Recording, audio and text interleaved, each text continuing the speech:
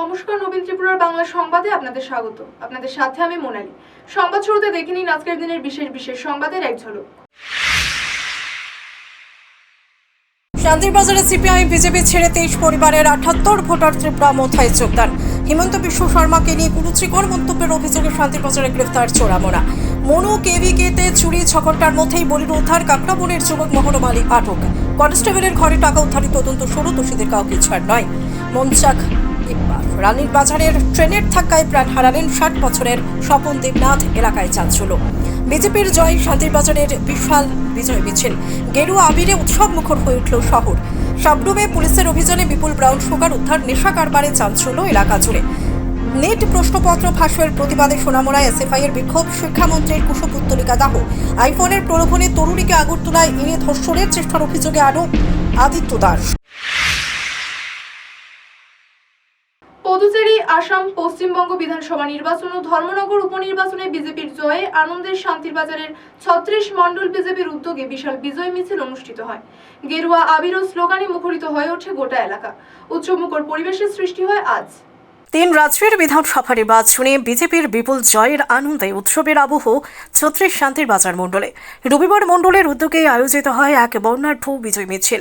ঢাকঢোল, আবির এবং বাজের শব্দে মুখর হয়ে ওঠে গোটা শান্তির বাজার এলাকা। মিছিলটি শান্তির বাজার বিজেপি মণ্ডল কার্যালয়ের সামনে থেকে শুরু করে বাজারের বিভিন্ন গুরুত্বপূর্ণ পথ পরিক্রমা করে। ভারত মাতা কি জয়, নরেন্দ্র মোদী জিন্দাবাদ সহ বিভিন্ন স্লোগানে সরব হয়ে ওঠে কর্মী সমর্থকেরা। পরে মিছিলটি শান্তির বাজার মোটর স্ট্যান্ডে গিয়ে শেষ হয়, যেখানে বিজয়ের আনন্দে মেতে ওঠেন উপস্থিত সকলে। বিজয় মিছিলে অংশ নেন মণ্ডল সভাপতি দেবাশিস ভৌমিক, কিষাণ মোর্চার দক্ষিণ জেলা সভাপতি সত্যব্রত সাহা, মণ্ডলের সাধারণ সম্পাদক বিকাশ সেন, কিষাণ মোর্চার মণ্ডল সভাপতি দিব্যেন্দু চৌধুরী, জনজাতি মোর্চার রাজ্য কমিটির মিডিয়া ইনচার্জ রবীন্দ্র রিয়াং, যুব মোর্চার প্রাক্তন মণ্ডল সভাপতি অনিল রিয়াং সহ একাধিক নেতাকর্মী।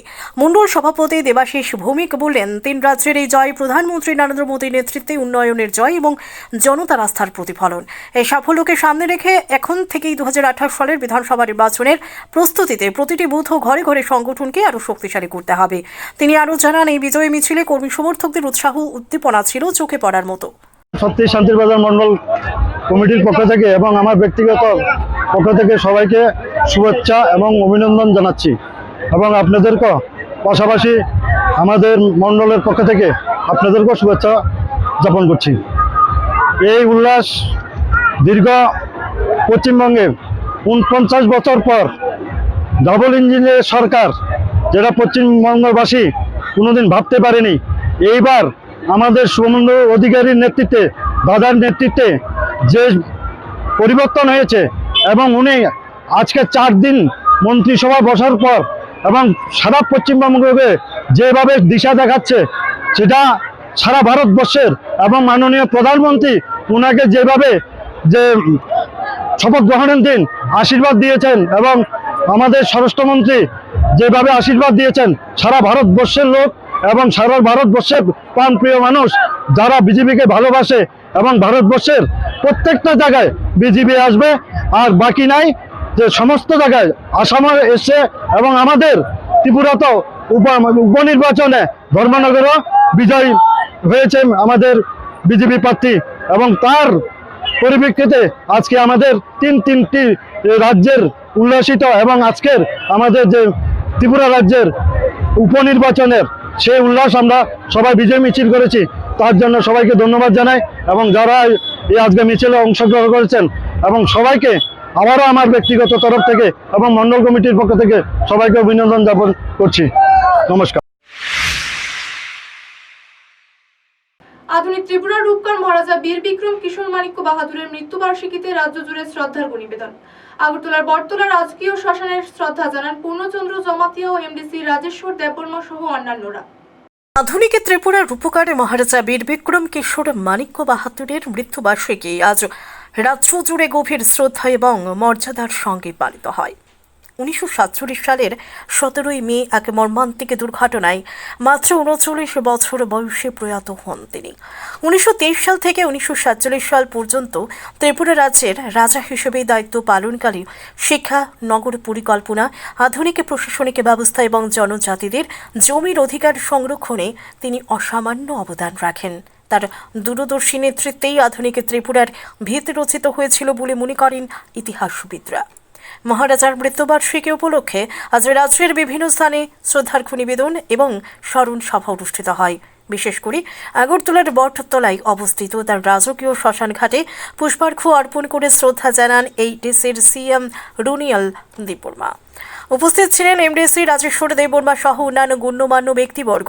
ত্রিপুরার উন্নয়ন এবং জনগণের কল্যাণে মহারাজা বীর বিক্রম কিশোর মানিক্য বাহাদুরের অবদান আজও রাজ্যের মানুষের কাছে চিরস্মরণীয় হয়ে রয়েছে। 3 হাইসাল 17 মে 1947 তিনি ত্রিপুরা হানি মহারাজা বীর বিক্রম কিশোর মানিক্য थैमानि आबनोदक सावैनो जों दिनै महाराजा बीर बिक्रमनि सिमालंगो फायै जोंनि बरम गोनां सीएम फर्मार सीएम जोंनि एमडीसी स्ट्रक जत जों अर फायै जों महाराजनो मैथो खालायै महाराजनि सिमालंगो खुमरक बावलायखा दै 1 मिनिट जों सिरिं खाबो दंलायखा थाङो हिंखाय जोंनि महाराजा बीर बिक्रम जोंनि त्रिपुरा हानो जेबाबो जोंनि त्रिपुरा सारकनि बागै दंनानि बागै जे जोंनो थाइ खालां थामानि दै जोंनो अ हाव जोंनि सिख्लारकनो स्रायरकनो फरायनायनि बागै जे एजुकेशन ब त्रिपुरा हानि गोरों जागाव खालाङै थांबाय बनो जों थैथामानि परेबो बनो जों हामबाय रिवि कुलपाया हानि बागै जोंनि 79 बिनि डेथ एनिभार्सारियाव जों बनो मैथु खायैनो दिनै अर बटलाव जोंनि महाराजा रावनि सिमालंगो फायै जों दिनै खुंबावलायखा त्रिपुरानि लुकुरावथ' जों पाइनानै নাইট গার্ড থাকা সত্ত্বেও মনু কেভিকেতে ফিল্মি কায়দায় চুরি, জানলা ভেঙে বোলেরো গাড়ি সহ একাধিক সামগ্রী উধাও। পুলিশের তৎপরতায় 6 ঘন্টার মধ্যেই গাড়ি উদ্ধার। কাকরাবন এলাকার যুবক মহরুম আলী আটক।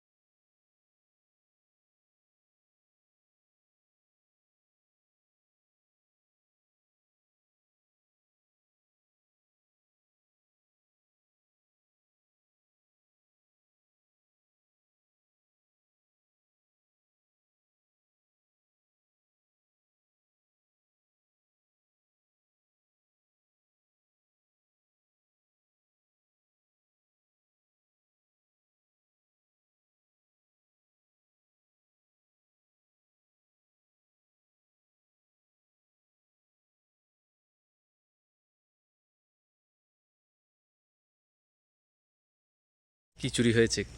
কালকে রাত অনুমান 1:40-এর দিকে আমাদের কাছে একটা খবর আসে যে কেবিকে বীরচন্দ্র নগর এখান থেকে একটা গাড়ি চুরি হয়েছে। তো সঙ্গে সঙ্গে আমরা আসি, এসে নাইট গার্ডের সাথে কথা বলি। তো তারা যেখানে ছিল তার পাশেই একদম সঙ্গেই গাড়িটা রাখা ছিল। ওখান থেকে চাবি একটা রুম থেকে নিয়ে তারা গাড়িটা নিয়ে চলে গেছে, যেটা সন্দেহজনক মনে হচ্ছে আমাদের। কি গাড়ি এটা? এটা বোলেরো TR08 0921। আর কি চুরি হয়েছে? তাদের বক্তব্য অনুযায়ী চাল কিছু নিয়ে গেছে আর 3টা সেলাই মেশিন, সঙ্গে আরও 2টো ছিল কিন্তু ওগুলো ধরেনি, 3টে নিয়ে গেছে। এখন কি ফরেনসিক টিম এসেছে? হ্যাঁ, এখন ফরেন্সিক টিম এসছে, ফিঙ্গারপ্রিন্ট এক্সপার্টও আসছেন, বাকি আমরা তদন্ত করে দেখছি। তবে পুরো ঘটনাটাই সন্দেহজনক। Thank you sir. कल जो रात को 1:15 में मुझे फ़ोन आया, फिर मैं फ़ोन किया, फिर पता चला कि हम लोग का ऑफिस का व्हीकल नहीं है। तो फिर हम लोग 1:30 बजे मेरे और 2 कॉलीग के साथ में इधर आया ऑफिस में।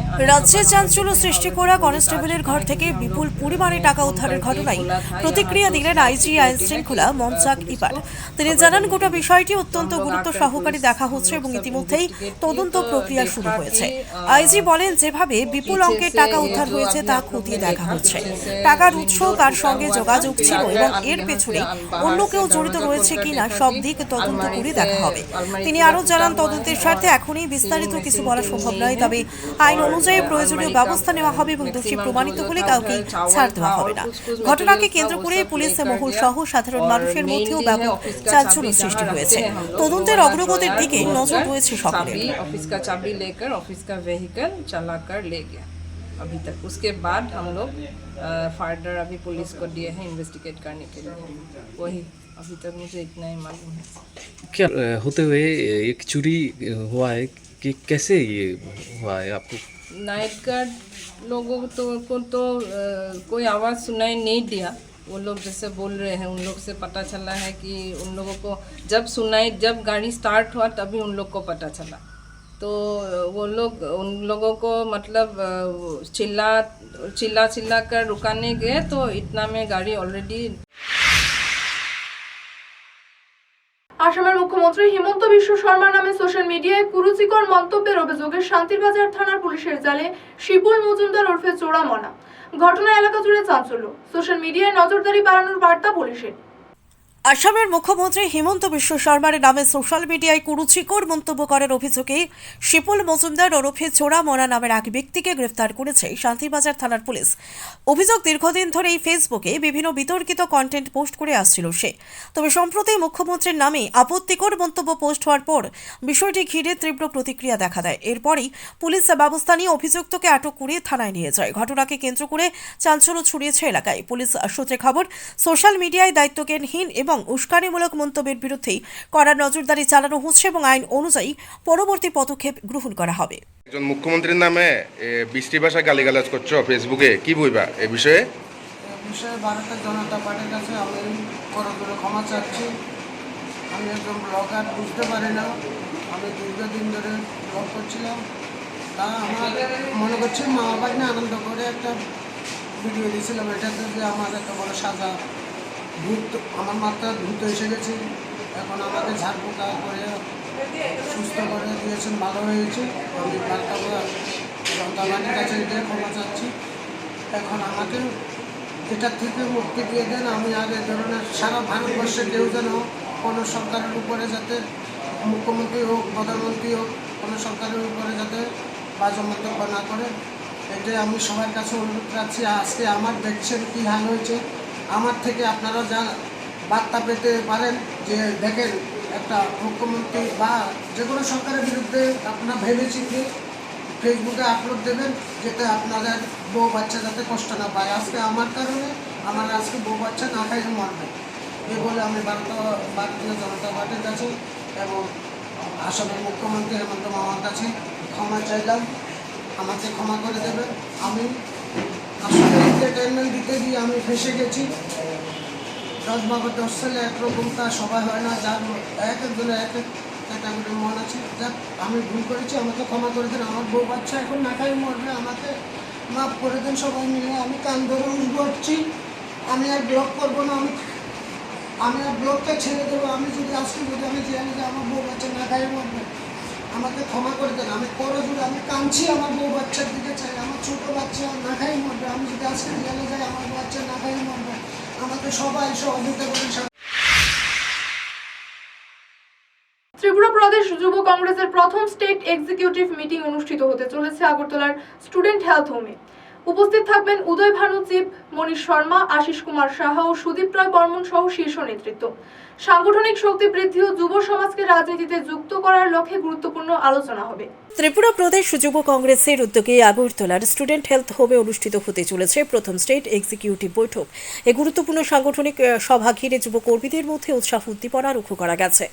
উপস্থিত ছিলেন সর্বভারতীয় যুব কংগ্রেসের সভাপতি উদয় ভানু চিব, সর্বভারতীয় যুব কংগ্রেস ইনচার্জ মনীষ শর্মা, প্রদেশ কংগ্রেস সভাপতি আশিস কুমার সাহা, বিধায়ক ও সিডব্লিউসি মেম্বার সুদীপ রায় বর্মন সহ দলের অন্যান্য শীর্ষ নেতৃত্বরা।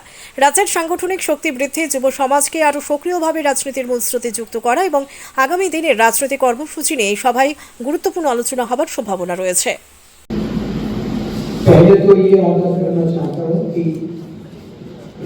यूथ कांग्रेस की जो स्पिरिट है, यूथ में जो काम करने का जो कमिटमेंट है, ये सब आप लोगों में है और आप लोग ये दे सकते हैं जैसे नीलकमल ने बोला कि सबसे पहले हम लोगों को मैच्योरिटी चाहिए, एक डिसिप्लिन फोर्स की तरह हम सबको एकजुट होकर हमारा फ्रेटर्निटी, यूनिटी और इंटीग्रिटी सबको एक दिशा में चलने के लिए एक कौम की तरह हम साथ साथ में चलेंगे, ये हम लोगों को वादा करना है।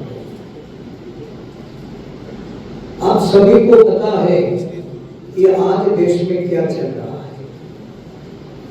उदय जी यहाँ नहीं आ पाए, कल इनकी एक मैंने सोशल मीडिया में देखा, कल इनकी एक प्रोग्राम था, ये जो नीट एग्जाम को लेके पेपर लीक हुआ, हर কনস্টেবলের ঘর থেকে বিপুল পরিমাণ টাকা উদ্ধারের ঘটনায় মুখ খুললেন আইজি আইন শৃঙ্খলা মঞ্চা কিপ্পা। টাকার উৎস ও জড়িতদের খতিয়ে দেখতে শুরু হয়েছে তদন্ত। দোষী প্রমাণিত হলে কাউকে ছাড় নয় বলে স্পষ্ট বার্তা।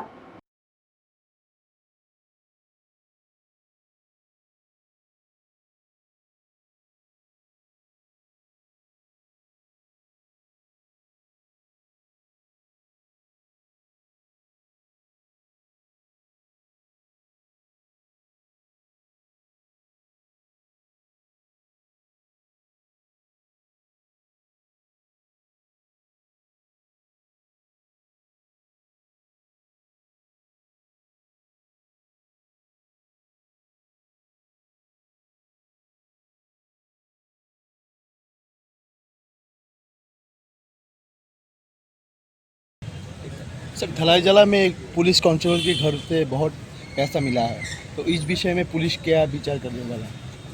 अभी एक केस तो रजिस्टर हुआ है, उसका छानबीन चल रहा है, तो ये पैसा तो मिला नहीं। जो मीडिया रिपोर्ट है, जो वीडियो हमारे पास है, उसका छानबीन चल रहा है। अभी इन्वेस्टिगेशन जो भी आएगा आप लोग को बता दिया जाएगा। ठीक, थैंक यू सर। খোয়াই শহরের প্রাণকেন্দ্রে বক্স কালভার্ট নির্মাণে ধীরগতির কাজও অদূরদর্শী পরিকল্পনার অভিযোগ উঠছে। সামান্য বৃষ্টিতেই দোকানের নিচ থেকে মাটি সরে ঝুঁকি বাড়ছে। সুভাষ পার্ক এলাকায় দোকান ভাঙার আশঙ্কা প্রকাশ করছে ব্যবসায়ীরা। খোয়াই শহরের প্রাণকেন্দ্রে দীর্ঘদিন ধরে চলমান বক্স কালভার্ট নির্মাণ কাজকে ঘিরে তৈরি হয়েছে চরম জনদুর্ভোগ এবং নিরাপত্তা সংকট। প্রায় 2 মাসের বেশি সময় ধরে চলা নির্মাণ কাজের কারণে স্থানীয় দোকানপাটের নিচের মাটি ধসে যাওয়ার আশঙ্কা তৈরি হয়েছে বলে অভিযোগ। স্থানীয় সূত্রে খবর, নির্মাণ কাজের বিভিন্ন অংশে কাজ থমকে থাকায় সামান্য বৃষ্টিতেই দোকানগুলোর নিচের মাটি সরে যাচ্ছে। এতে একাধিক দোকান ঝুঁকিপূর্ণ অবস্থায় পরিণত হয়েছে। বিশেষ করে সুভাষ পার্ক কমার্শিয়াল এলাকার সংলগ্ন সুশান্ত নাথের দোকানটি সবচেয়ে বেশি ঝুঁকির মুখে রয়েছে বলে খবর। স্থানীয়দের আশঙ্কা, যে কোনো মুহূর্তে দোকানটির নিচের অংশ ধসে বড় ধরনের দুর্ঘটনা ঘটতে পারে। অভিযোগ রয়েছে, বিষয়টি পুর প্রশাসনকে জানানো হলেও কার্যকর কোনো স্থায়ী সমাধান নেওয়া হয়নি। বরং সকালে মাটি দিয়ে ভরাট করা হলেও বিকেলের মধ্যে তা আবার সরে গিয়ে আগের অবস্থায় তৈরি হচ্ছে। ফলে বৃষ্টির সময় শহরের বিভিন্ন অংশে জল জমে যাওয়ার সমস্যাও সৃষ্টি হচ্ছে। দ্রুত এবং স্থায়ী সমাধান দাবি জানিয়েছেন স্থানীয় একাংশ ব্যবসায়ী এবং দোকানদারেরা। তাদের দাবি, নির্মাণ কাজের গুণগত মান নিশ্চিত করে অবিলম্বে ঝুঁকিপূর্ণ পরিস্থিতি দূর করা হোক, না হলে বড় ধরনের দুর্ঘটনার আশঙ্কা কিন্তু থেকেই যাচ্ছে। সমস্যাটা হইতেছে তোমাদের এখানে? দাদা, এখানে পুরোপুরি রাস্তার কাজ চলতেছে, আর তোমরা সবাই জানো। তো কাজটা চলতেছে, তারা দীর্ঘ 2 মাস ধরে, 2 মাসের উপর হইব কাজটা চলতেছে। তারা আমি প্রত্যেকদিন কই, দাদা কাজটা কমপ্লিট করে দেবো, কাজটা কমপ্লিট করে দেবো। আমরা 2-3টা দোকানের লেগে কাজটা আটকে রেখে দিছো। তারা প্রত্যেকদিন সকালে একবার বাদ দেওয়া যায় এরকমভাবে, আর এই বিকালবেলা বাদ খুলে দেয়। তারা এদিকে সকালে বাদ দেওয়ার ফলে কি দিকেও জল উঠে, সব দিকে ক্ষয় জল উঠে। তো তারা এই অল্প কুতরুক জায়গার লেগে তারা কাজ করতে পারতেছে না। তারা আমার এক্সকিউজ দেয়, ওই বৃষ্টির লেগে বলে এই কাজ করতে পারতেছে না। তারা আমার এখানে বাদ দিয়ে হিদিকে কাজ করতে পারতেছে, তারা এই জায়গার ভিতরে কাজ করতে পারতেছে না। এটা কি এক্সকিউজ হইলো একটা? এটা মানে তোমার এটা কোন জায়গা? ইন্ডিয়ার near commercial CNG route, Officetila route, এই মধ্যে কর্নারটা। এই সমস্যাটা কতদিন ধরে হইতেছে? এই সমস্যাটা দীর্ঘ 2 মাসের উপর চলতেছে। তারা জানানো হয়েছে? তারা প্রত্যেকদিন জানানো হইতেছে। আমি রাস্তার ভিতরে ফাইলি দাদা দাদা ডাক দিয়েছে, তারা জিজ্ঞাসা করে। এখন দোকানের পরিস্থিতিটা কিরকম আছে? দোকানের পরিস্থিতি খুব খারাপ অবস্থা চলতেছে, দেখতে পারতেছেন। এদিকে আমি মাল টাল সব বাইরে রাখতেছি, সকালবেলা টানো লাগতেছে। তারা বাকি যারা দোকানদার আছে তারা এখানে রাস্তার কিনারে বই, একজন বই এইখানে, তারা তো খুব সমস্যাটা আছে। তো তারা যদি এটা না দেয় তাহলে কেমনে? 2-3টা দোকানের লেগে তারা কাজটা আটকে রাখছে। নামটা কি? দাদা, আমার নাম সুশান্ত নাথ। এর দোকান? কাটিয়ে তিপ্রামথায় যোগ 23 পরিবার। শান্তির বাজারে মনু ভিলেজে সিপিআইএম ও বিজেপি ছেড়ে 78 জন ভোটার তিপ্রামথায় যোগদান করেন। নবাগতদের হাতে দলীয় পতাকা তুলে দেন দক্ষিণ জোনাল চেয়ারম্যান হরেন্দ্র রিয়াং। রাজনৈতিক বিভ্রান্তি কাটিয়ে ধীরে ধীরে অজনজাতি অংশের মানুষের মধ্যেও বাড়ছে ত্রিপুরামথার প্রতি আস্থা এবং বিশ্বাস। তারই প্রতিফলন দেখা গেল ছত্রিশ শান্তির বাজার বিধানসভা কেন্দ্রের অন্তর্গত মনু ভিলেজের দাসপাড়ায় শনিবার রাতে আয়োজিত যোগদান সভায় সিপিআইএম ও বিজেপি ছেড়ে 23 পরিবারের মোট 78 জন ভোটার আনুষ্ঠানিকভাবে ত্রিপুরামথায় যোগদান করেন। নবাগতদের হাতে দলীয় পতাকা তুলে দিয়ে দলে স্বাগত জানান দক্ষিণ জোনাল চেয়ারম্যান হরেন্দ্র রিয়াং।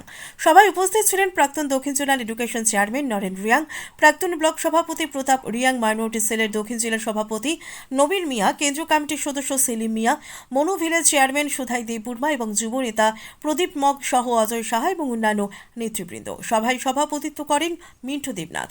নবাগতদের সঙ্গে খোলামেলা আলোচনায় হরেন্দ্র রিয়াং বলেন, মানুষ এখন বুঝতে পারছে কারা সত্যিকারের জনজাতি এবং অজনজাতির স্বার্থে কাজ করছে।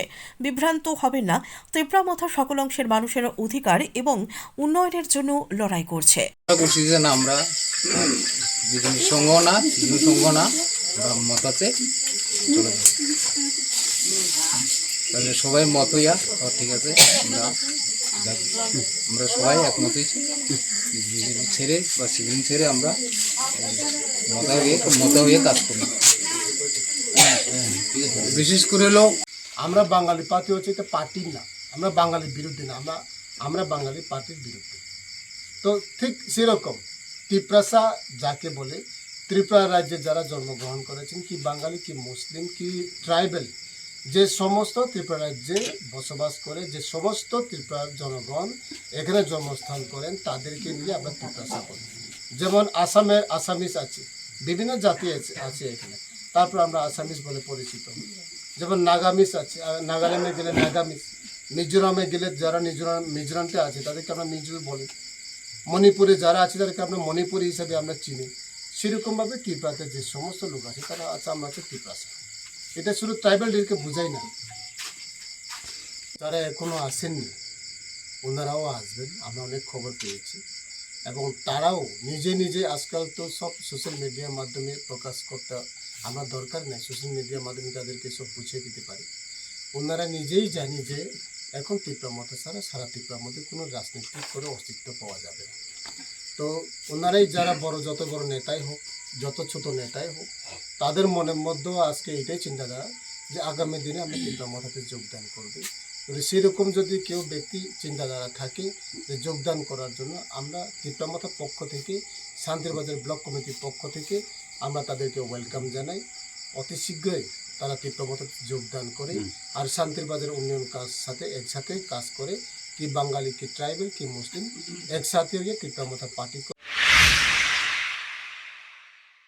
নিট প্রশ্নপত্র ফাঁসের প্রতিবাদে সোনামুড়ায় বিক্ষোভ মিছিল করল স্টুডেন্ট ফেডারেশন অফ ইন্ডিয়া। কেন্দ্রীয় শিক্ষামন্ত্রী ধর্মেন্দ্র প্রধানের পুষ্পতুলিকা দাহ করে দোষীদের কঠোর শাস্তি ও নিরপেক্ষ তদন্তের দাবি জানায় আন্দোলনকারীরা। দেশজুড়ে নিট পরীক্ষার প্রশ্নপত্র ফাঁসের ঘটনায় খুবই ফুঁসছে ছাত্র সমাজ।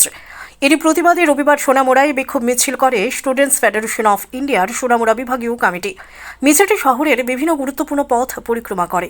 বিক্ষোভকারীরা নিট পরীক্ষায় দুর্নীতি এবং প্রশ্নপত্র ফাঁসের ঘটনায় কেন্দ্রীয় সরকারের বিরুদ্ধে তীব্র ক্ষোভ প্রকাশ করেন, পাশাপাশি দোষীদের কঠোর শাস্তিরও দাবি জানান। মিছিল শেষে কেন্দ্রীয় শিক্ষামন্ত্রী ধর্মেন্দ্র প্রধানের কুশপুত্তলিকা ফোটানো হয়। এসএফআই নেতৃত্বের অভিযোগ, শিক্ষা ব্যবস্থাকে ধ্বংসের মুখে ঠেলে দেওয়া হচ্ছে এবং ছাত্রছাত্রীদের ভবিষ্যৎ নিয়ে ছিনিমিনি খেলা চলছে। তাদের দাবি অবিলম্বে ঘটনা নিরপেক্ষ তদন্ত করে দোষীদের দৃষ্টান্তমূলক শাস্তি নিশ্চিত করতে হবে। ভারতের ছাত্র ফেডারেশন সোনামুড়া মহকুমা কমিটি আমরা আজকে একটা বিক্ষোভ মিছিলে ডাক দিই। এর মুখ্য কারণ হলো, আপনারা সবাই জানেন গত কিছুদিন আগে সারা রাজ্যের মধ্যে যে গুরুত্বপূর্ণ কয়েকটা পরীক্ষার মধ্যে খুবই গুরুত্বপূর্ণ পরীক্ষা নিট পরীক্ষা, সেই পরীক্ষা সম্পন্ন হয় এবং পরীক্ষা সম্পন্ন হওয়ার পরে সারা দেশ জুড়ে আমরা দেখতে পাই যে এই নিট পরীক্ষার প্রশ্নপত্র পরীক্ষার আগেই লিক হয়ে যায়।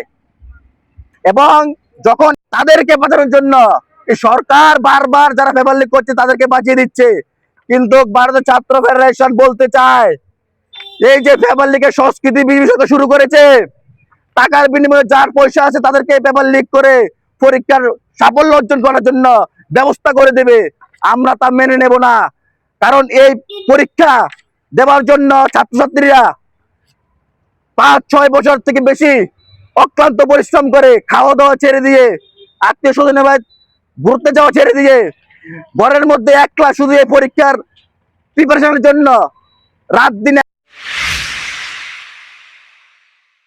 রানীর বাজারের ব্রহ্মটিলা এলাকায় রেল লাইনে দ্রুত গতির ট্রেনের ধাক্কায় 60 বছরের স্বপন দেবনাথের মৃত্যু হয়েছে। ঘটনা এলাকায় চাঞ্চল্য, তদন্তে নেমেছে জিআরপি ও স্থানীয় পুলিশ। মৃতদেহ ময়নাতদন্তের জন্য পাঠানোর প্রস্তুতি চলছে। এই মুহূর্তের বড় খবর, আবারও ট্রেনের ধাক্কায় প্রাণ হারালেন এক ব্যক্তি। মৃতের নাম স্বপন দেবনাথ, বয়স 60। ঘটনাটি ঘটে রানীর বাজারের ব্রহ্মটিলা এলাকায়।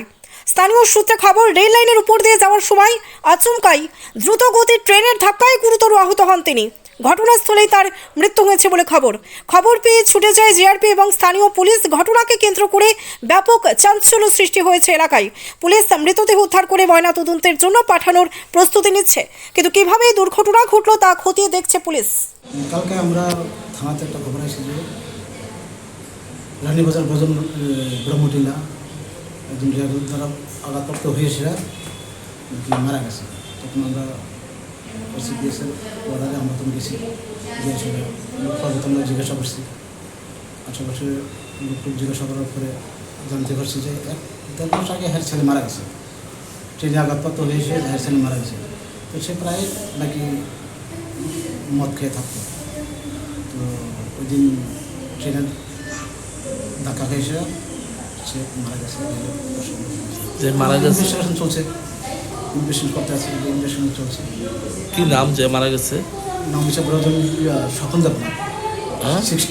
স্বপন দেবনাথ 60। বাবার হচ্ছে রাজেন্দ্র দেবনাথ, বাড়ি হচ্ছে ব্রজনগর মজলিশপুর। কয়টার সময় খবর পেয়ে গেছে? এটা কটার সময় আমার কাছে খবর আছে 2:10 বেশি আমার কাছে খবর আছে। খবর আসার পরে আমরা থেকে আপনারা কোনখান থেকে আইছেন? কোনখান থেকে আইছেন? আমরা এখন জেপি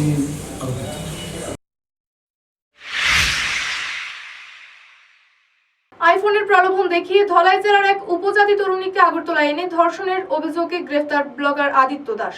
অভিযুক্ত ফোন বাজার মোবাইল শপের মালিককে আটক করেছে আমতলী পুলিশ স্টেশন।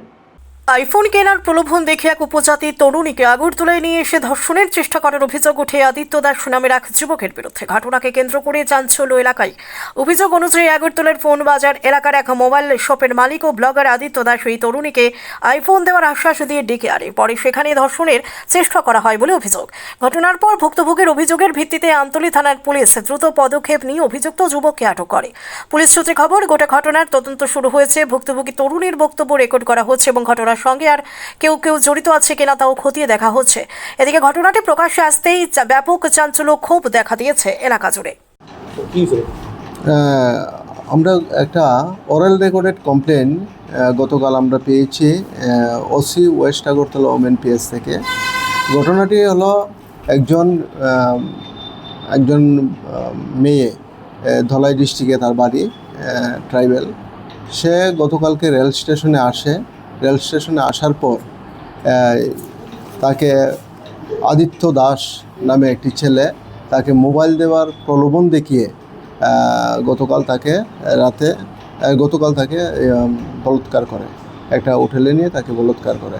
অ্যাকচুয়ালি ঘটনার বিবরণ এরকম ছিল যে আদিত্য দাসের সঙ্গে এই মেয়েটির গত 3 মাস আগে তার ফেসবুকে পরিচয় হওয়ার পর তাদের ফেসবুক এবং হোয়াটসঅ্যাপ কমিউনিকেশন তাদের কন্টিনিউ চলতে থাকে।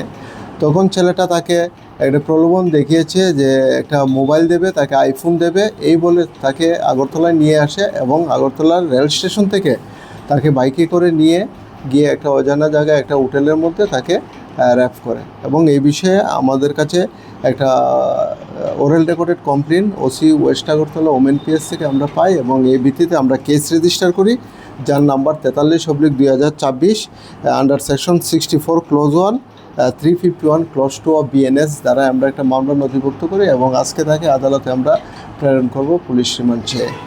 এবং গতকালকেই ওমেন পিএসের সহযোগিতায় আমরা আদিত্য দাসকে আটক করতে সক্ষম হয়েছি।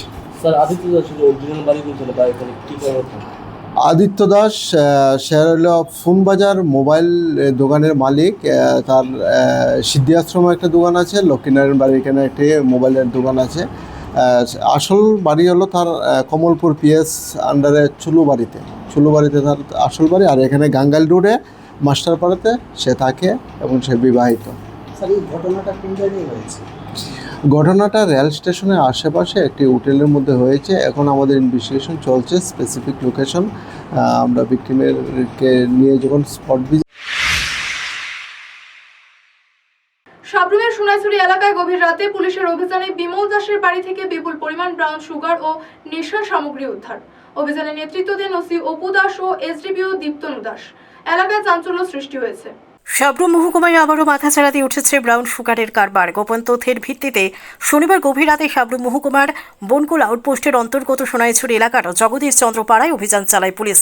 অভিযানে স্থানীয় বাসিন্দা বিমল দাসের বাড়ি থেকে বিপুল পরিমাণে ব্রাউন সুগার সহ বিভিন্ন ধরনের নেশা সামগ্রী উদ্ধার হয়। ঘটনাকে কেন্দ্র করে ব্যাপক চাঞ্চল্য এলাকায়।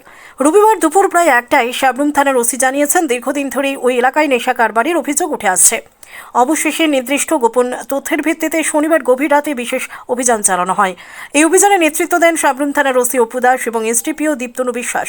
পুলিশ সূত্রে খবর, উদ্ধারকৃত নেশা সামগ্রী বাজেয়াপ্ত করা হয়েছে এবং গোটা ঘটনার তদন্ত শুরু করেছে পুলিশ।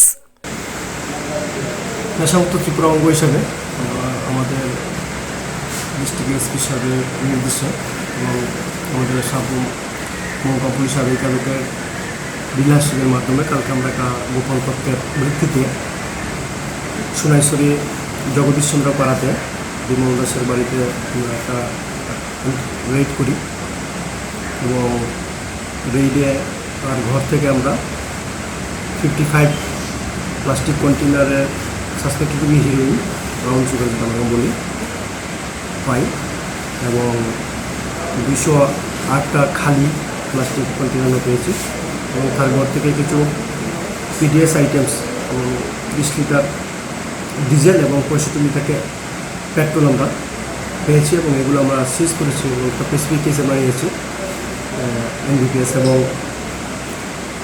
ইসি অ্যাক্টের তার বিরুদ্ধে আমরা একটা কেস নিয়েছি এবং আজকে থেকে আদালতে সমর্পণ করা হবে এবং হিরোইনের আমরা যে ওয়েট এটা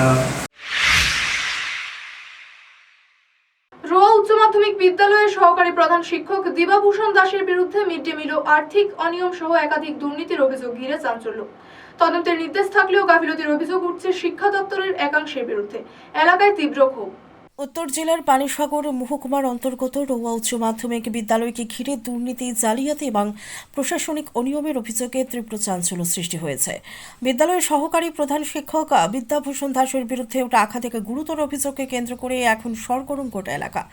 যদিও রাজ্য শিক্ষা দপ্তরের অধিকর্তা নিরপেক্ষ তদন্তের নির্দেশ দিয়েছেন, তবুও তদন্তে গাফিলতি এবং অভিযুক্তকে আড়াল করার অভিযোগে নতুন করে বিতর্ক তৈরি হয়েছে। স্থানীয় সূত্রে খবর, দিবাভূষণ দাস বিদ্যালয়ে যোগদানের পর থেকে বিভিন্ন আর্থিক অনিয়ম এবং ক্ষমতার অপব্যবহারের গুরুতর অভিযোগ উঠেছে মিড ডে মিল প্রকল্পকে কেন্দ্র করে। অভিযোগ অনুযায়ী 2026 সালের মার্চ মাসে মাধ্যমিক এবং উচ্চ মাধ্যমিক পরীক্ষার কারণে বিদ্যালয় দীর্ঘ সময় বন্ধ থাকলেও সেই সময় মিড ডে মিল বাবদ সরকারি খরচ দেখিয়ে বিপুল পরিমাণে অর্থ আত্মসাৎ করা হয়েছে। স্থানীয়দের প্রশ্ন, বিদ্যালয় বন্ধ থাকাকালীন কিভাবে খাবার বিতরণের হিসাব দেখানো হলো, কারা এই ভুয়ো বিল ও হিসাব তৈরির সঙ্গে জড়িত, তা নিয়ে পূর্ণাঙ্গ তদন্তের দাবি উঠেছে। অভিযোগ দীর্ঘদিন পেরিয়ে গেলেও এখনো পর্যন্ত প্রশাসনের পক্ষ থেকে দৃশ্যমান কোনো কঠোর পদক্ষেপ নেওয়া হয়নি। মার্চ মাসে অ্যানুয়াল পরীক্ষার পরে স্কুল কি খোলা ছিল? ছাত্র আসলো স্কুলে, ছাত্র স্কুলে মার্চ মাসে পুরো মার্চ মাসে আইছে না, তো মিড ডে মিল আপনার রান্না করানো লাগছে না? হ্যাঁ, আপনার নাম কি? বাসা কোন জায়গাতে? আপনি মানে মিড ডে মিলে কি আর মিড ডে মিলে কে কে আছে? 3 জন আইতো কম নাকি?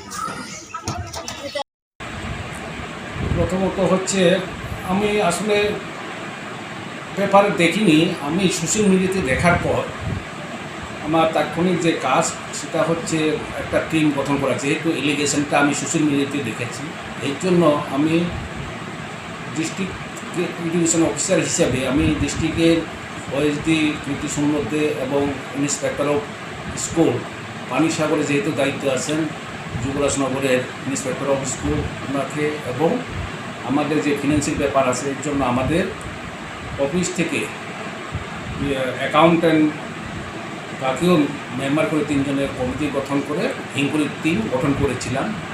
তো ইনকোয়ারি টিম যখন গেছে এই সময় আমাদের এখানে একটা কি জানি বলি ওই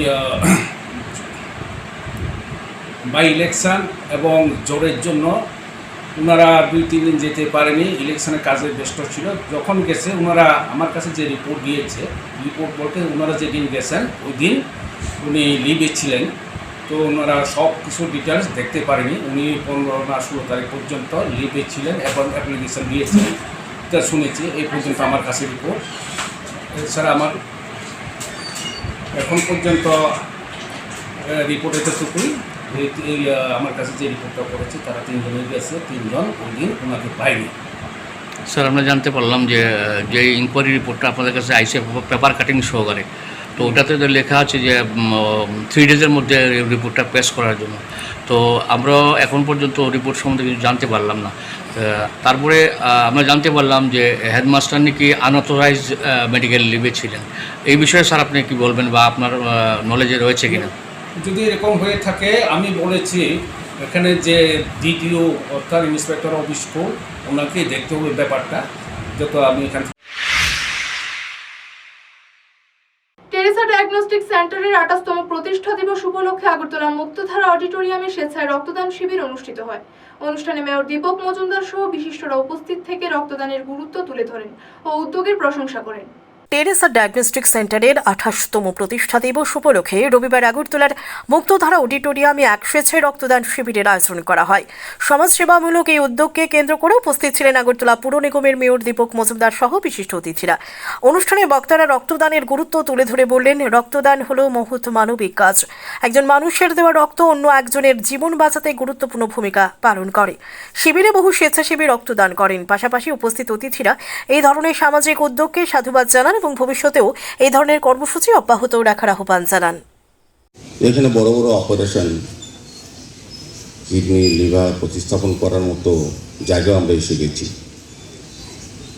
এটা আমি বলবো সরকারের দূরদর্শিতা বা সদিচ্ছার কারণে রাজ্যের মাননীয় মুখ্যমন্ত্রী প্রফেসর ডক্টর মানিক সাহার নেতৃত্বে সরকার স্বাস্থ্য পরিষেবার ব্যাপক উন্নতি ঘটিয়েছে। আগেও জিবি, টিএমসি হসপিটাল আমাদের রাজ্যে ছিল। আজকে যে ডাক্তারবাবুরা এই রাজ্যে বড় বড় অপারেশন করেন তারাও ছিলেন কর্তব্যে,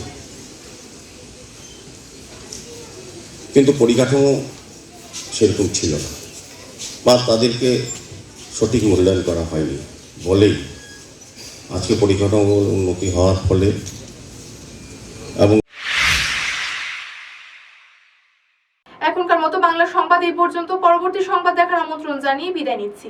মনে রাখবেন, আমরা সজাগ 24 ঘন্টা আপনাদের পাশে।